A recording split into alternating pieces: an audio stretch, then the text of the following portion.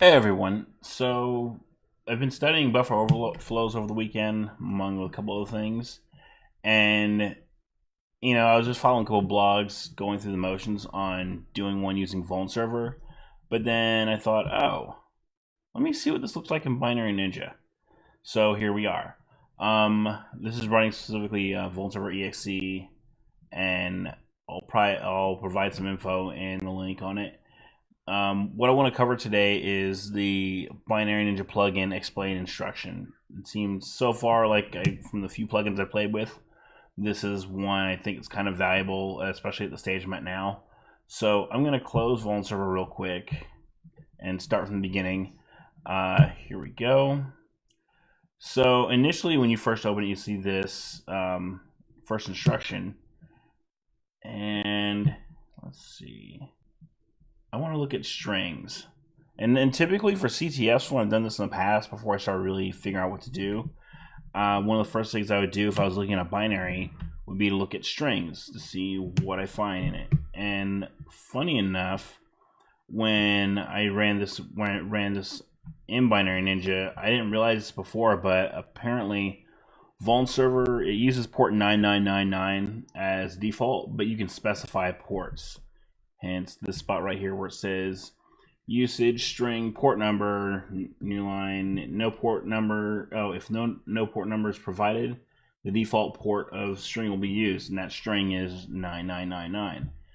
So, and a lot of times if I'm setting up like a HTTP server on a remote box for whatever reason, typically file transfers or to see if something's running, I'll use like port 9001 because it's over 9,000, blah blah blah. Anyway, I thought this was pretty useful as far as being able to look at the strings and I can see what this program's doing. Let's see, there's some familiar commands I've seen with this. And by the way, I've ran Vuln Server before. I do plan on doing a video in the future when I get buffer overflows down a little bit to make it not take as long to put it together. Let's see. Yeah. So if you look at strings, it'll show all the different strings it has in a program. I want to get more familiar with what I'm looking at, and so I'll have more videos on this later. For now, I wanted to do the explain instruction plugin. Just a little brief talk on it. So let's do this. So you're not going to see it here, but what I want to do is create a bookmark.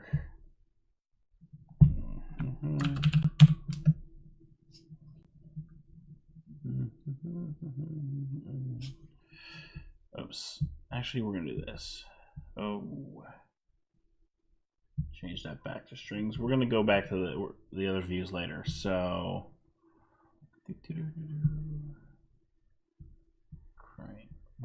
I keep forgetting. I keep trying to right click on this.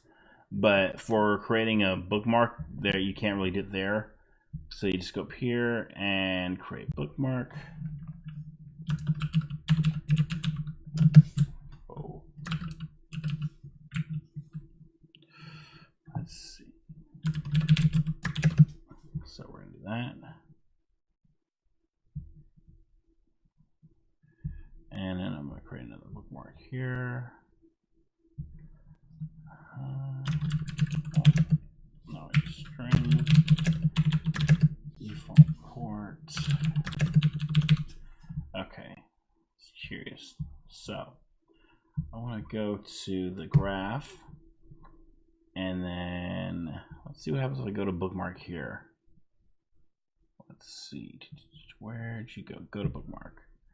So I want to go to the one that says specify the port. I've only done this. Okay, so it didn't do anything. Let's try going to the other bookmark where it shows the port number. Nothing there. Interesting. So it doesn't do it in this view.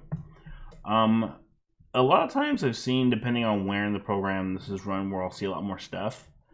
And you can tell there's more stuff here based on this. But if I go here, I can see the subroutine. If I want to get to the subroutine, which this part right here, if you highlight it and try and scroll is a pain, because any little movement, it'll go away. So you just got to keep it real still. If I do a single click on it, it'll still go away if I move the mouse in any direction other than up or down when it's not open. So here we are. So we're going to go here. Now I want to get to the point of what I want to show is explain instruction. There you are. So this one's cool. So this is push EBP, which is push base pointer. And this is pushing something onto the stack. Description: decrements stack pointer by 4, then writes 5 EBP on the stack. Interesting. I have a lot to read up on assembly, so a lot of the stuff I'm not going to know, except for some of the basics.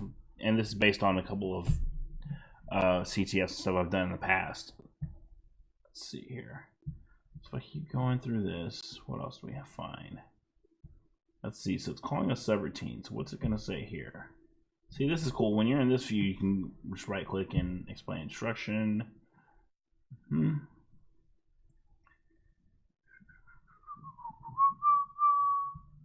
Call procedure.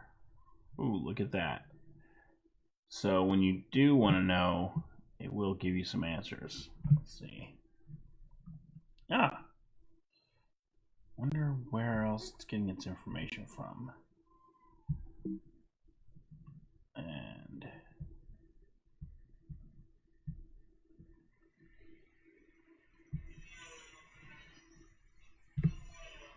now here's something else I want to see. Let's go one more. Explain instruction. There we go. Let's see. Alright.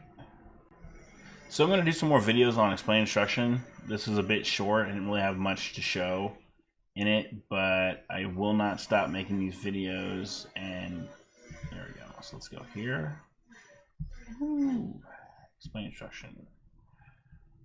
So what's this doing? Move base pointer to stack pointer. Okay. Cool. So explain instruction goes to this site. That's the second one. So maybe it's all using the same stuff. So what I'm going to do is I'll include this link in the or this site or this blog or whatever it is in the description, because it seems like it's got a lot of interesting information on what some of the different instructions are and assembly are. So we'll work with this in the future. For now, that's all I've got for today. I just want to make a quick video on Vuln Server and a little bit of stuff with explain instruction. I'll have more videos coming soon. Till then, please like and subscribe to my channel. Cheers.